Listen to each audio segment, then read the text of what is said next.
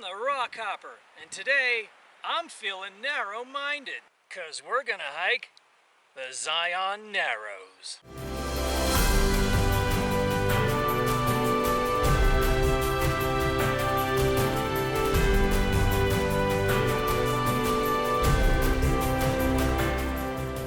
Our hike starts here at the Chamberlain Ranch trailhead. This is the back way of going in to the Narrows. The main route to access the Narrows is through Zion National Park. A little information about where we're heading into.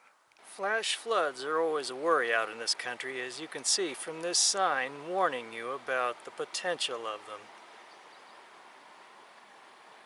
I'm not sure if this is much of a trail or just a route, but I guess we'll find a way through. Looks like it's going to be a long walk until we start getting into the canyons and vertical walls from this end. Looks like we've got a couple of old graves here.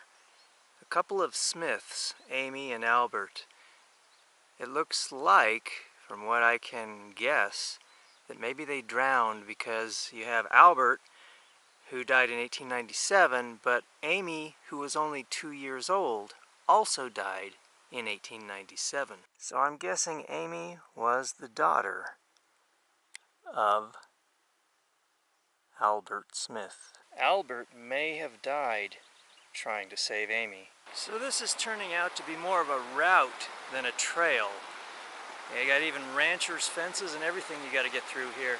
I just crossed the river because I felt like there was probably a road over here, and indeed there is. So we're going to take that. I don't know if this is just some rancher road or what, but we'll take it. Got my boots a little bit wet jumping across that stream. Right now, this is basically just ranch land with irrigation canals. Yeah, I figured what the heck, we'll take this way in, even though it is pretty much the back way. And very few people appear to take it. But I figured we'd kind of escape the crowds in the main part of Zion National Park, which can be a total zoo. I've never been to this part, so I really didn't know what to expect. Looks like a really old homestead log cabin. And off beyond it is some sort of machinery. Let's go have a look at that. But first, let's peek inside the old cabin. Well, not much there but a collapsed roof. A collapsed everything. Looks to be some sort of engine. Probably was used for irrigation. Looks like the ranch road has ended and now we're going to be on a trail. It's becoming a little more of what you might expect a canyon to look like. It's easy to lose the route here if you're not paying attention.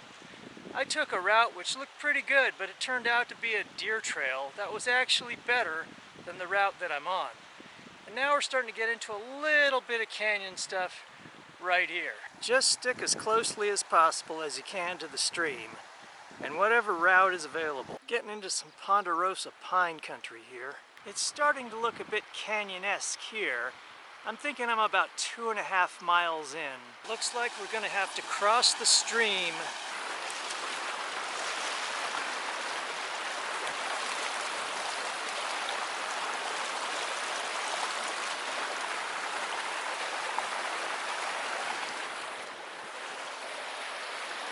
Entering the North Fork Virgin River Wilderness Study Area. Another crossing.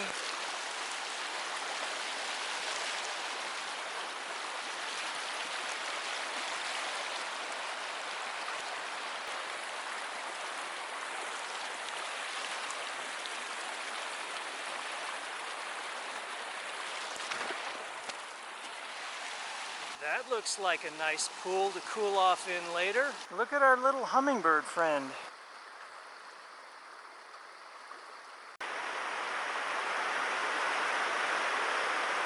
I'm switching to water shoes. Wool socks and water shoes. Let's go.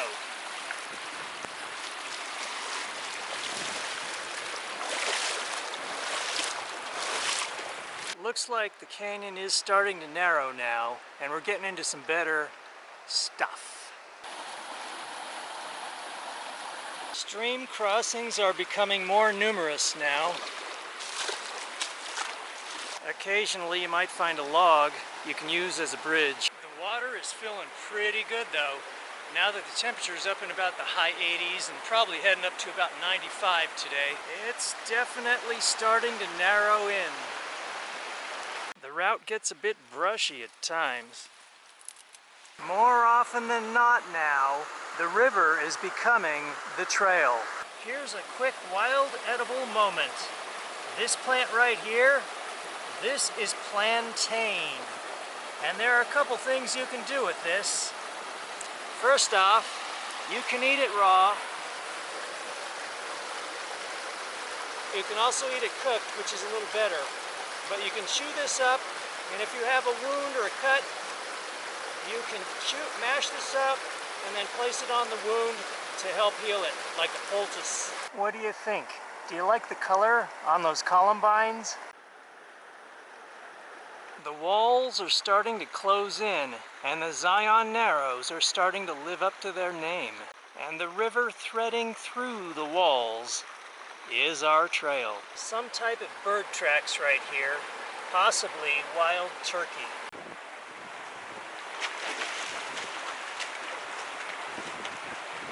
As you just saw, be careful because there is slippery mud here. I wasn't expecting to find any campable areas in here, but this one would be an awesome one.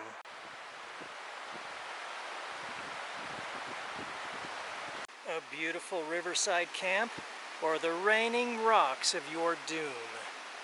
I think this is not a good place for you to camp, unless you want to be rained on with rocks that would probably kill you. The walls are much taller now, extending up maybe 200 feet or more. This stuff right here, this is horsetail, and it's a young one. You can eat this stuff. It's not very good tasting, but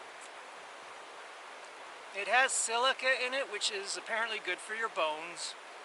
And, you know, it's not terrible. You can also use this stuff for when it gets older and the stems get really tough. You can use it to scrub your pots. When it's a little bit younger, or even at that stage, you can also use it to kind of brush your teeth if you get stranded out in the wilderness and you don't have a toothbrush. The walls here are definitely getting taller. This area right there, see that line? That's a pour-off. So when you get a good downpour of rain, that becomes a waterfall. There's another pour-off right there, and you can see water trickling down it still.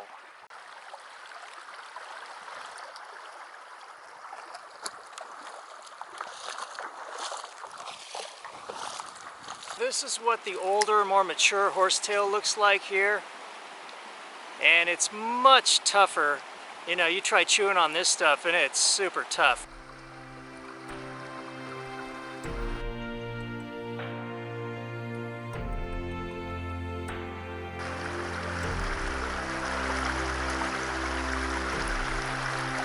The walls are closing in. What do you think of that?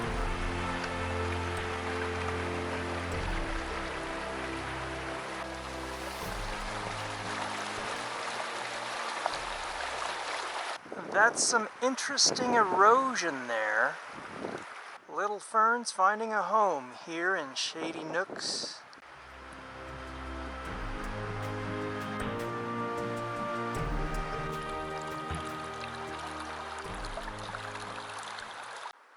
There is peace, tranquility, and serenity to be found here. I'm not really liking the looks of those clouds moving in. This is definitely not a place to be when a flash flood happened. I think I just heard some distant thunder. This is not a good thing.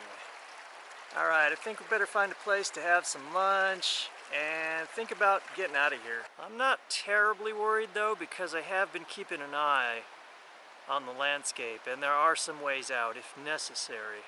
At least I hope there are. This looks like a nice place to sit and have some lunch.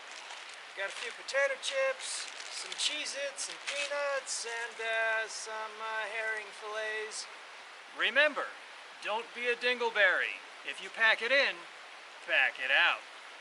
I felt a few raindrops, and this here in the Narrows is definitely no place to be if it's going to thunderstorm or rain. So it's time for us to head back, just to be safe. But I'll tell you what, why don't we go to another section of the Narrows tomorrow, weather permitting. Are you with me? Okay, good. Besides, it's going to take a lot longer to get back to the car because we'll be going upstream against the current. And I'm feeling every little rock underneath the arch of my feet because these water shoes don't have all that much sole on them. Thunder bumpers and rain. We've got to constantly keep an eye out for higher ground.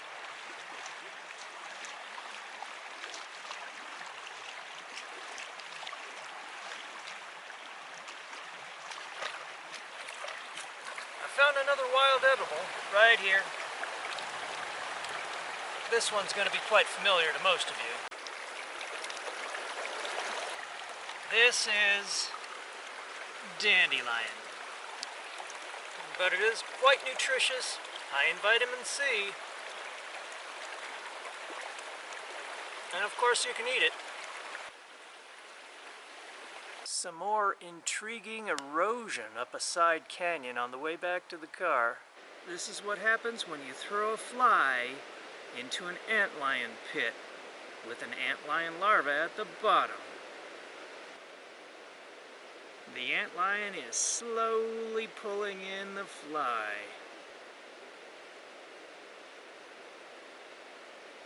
Underneath the sand goes the fly into the jaws of the antlion larva. The struggling fly has no chance.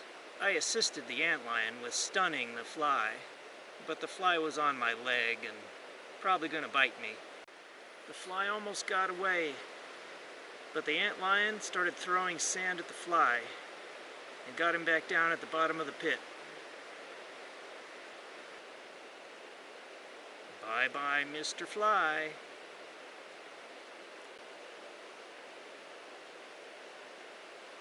I can hear the thunder kicking in again, but there it goes. But at least right now I'm not between sheer walls. On occasion there are places to kind of duck out of harm's way if a flash flood does come. Not far above the stream are some pretty cactus flowers, and the rain has started again. But I'm not feeling particularly threatened at the moment because I'm not standing in the middle of the river wedged between two vertical walls. Flash floods can come in unexpectedly in a matter of seconds. But the clarity of the water hasn't really changed. It's still fairly clear, and that's a good sign. We're out of the Narrows now, and if it rains, it rains. But at least now there's little benches to get up on, and the rain is not so much of a threat anymore. It looks like we got out at a good time. It's raining more now.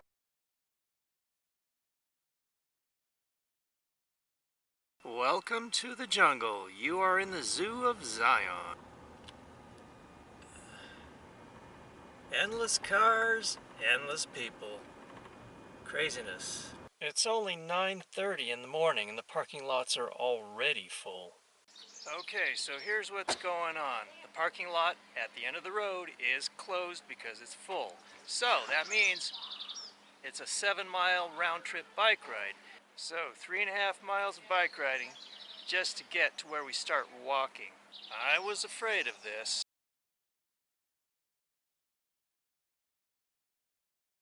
So I'm actually walking on pavement with fence posts right there and something like a little sign that tells you river access.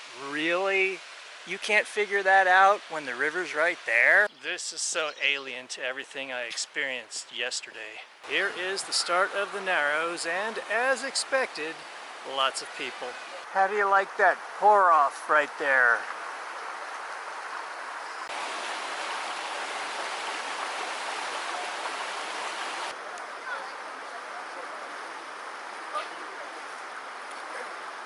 That's a water ouzel right there.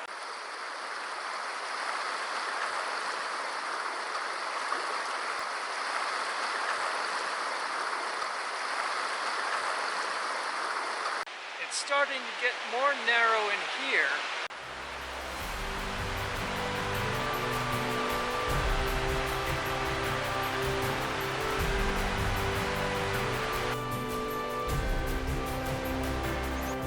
Interesting how that boulder looks to have just fallen right in there.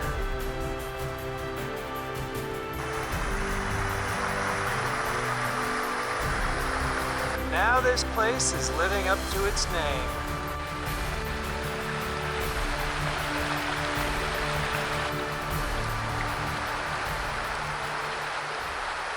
What the heck is that thing clinging to the wall? Look at the size of it. Going up an entirely different little side canyon here. It's like another Narrows. Flowers growing in the crack of a cliff.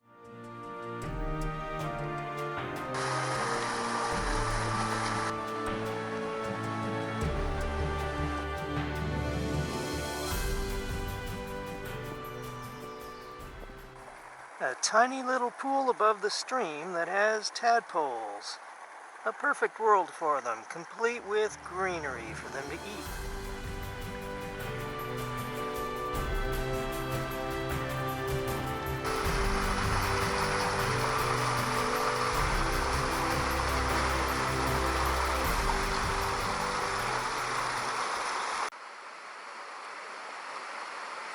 Quick wild edible moment right here, this stuff. Right there. That is fireweed, and yes, it is edible.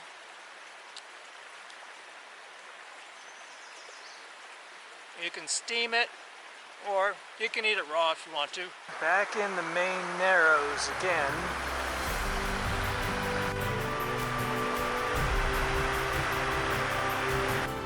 Canyon beauty in the Zion Narrows, if you're willing to walk upstream for it.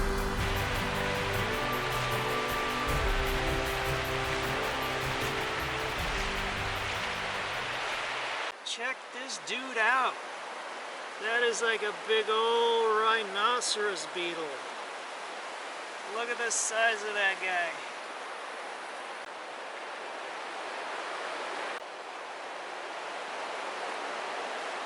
Look at that thing lumbering along.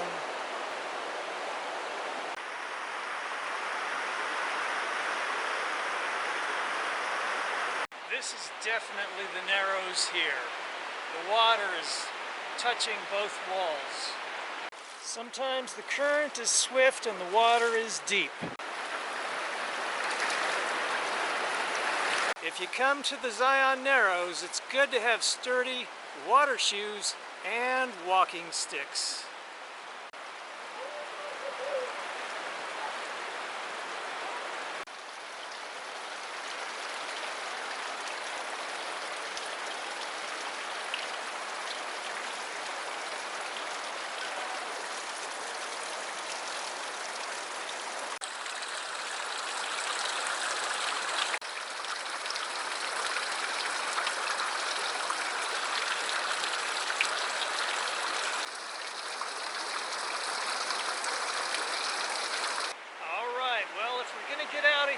Get back to the car by dark, it's time to turn around. So this will be the last place up canyon, and the rest is going back downstream with the current. So hopefully it'll be faster going out.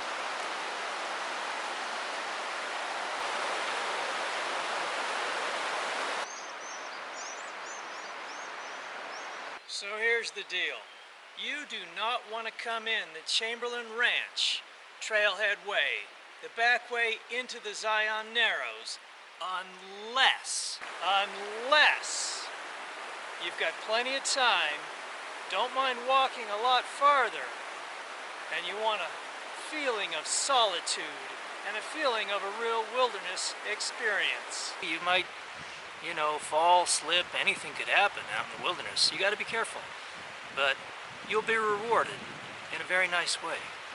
I hope you enjoyed exploring the Zion Narrows from both sides with me. Click that red subscribe button and hit that notification bell so you can be informed every time I upload a new video. Until next time, This is a rock hopper. I'll see ya.